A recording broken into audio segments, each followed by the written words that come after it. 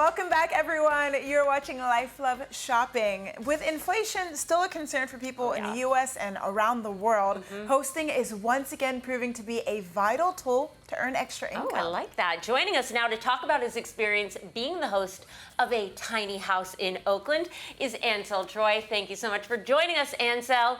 So how can hosting help people who are looking for new ways to earn extra income?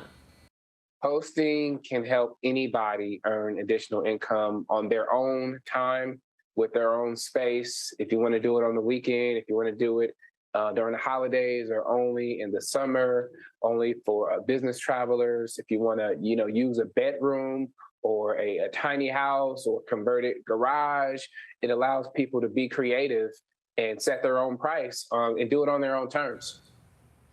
Okay, Ansel, so you are the host of a tiny house in Oakland. Tell us how you got started and what it's like being a host on Airbnb. Okay, so tiny house, the tiny house craze was all on TV and the internet. I found one and it was $35,000. I financed it with an RV loan. That's like a vehicle loan, very easy.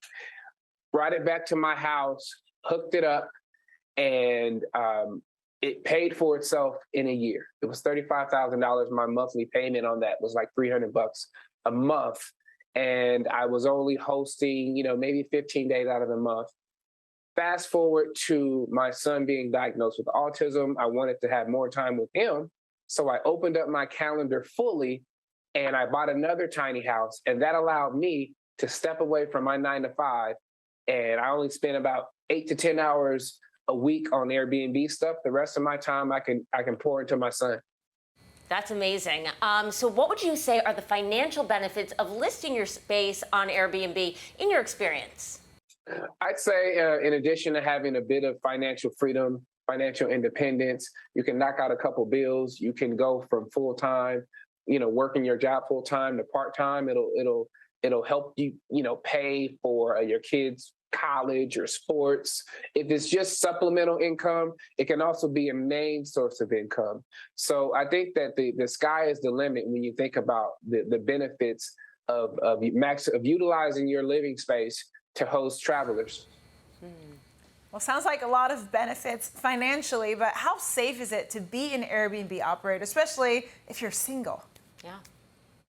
That's a great question. So before I started Airbnb hosting, I had, Wi-Fi cameras around my house. I have cameras on the exterior of the tiny houses. I have smart locks, so I know when people are coming and going.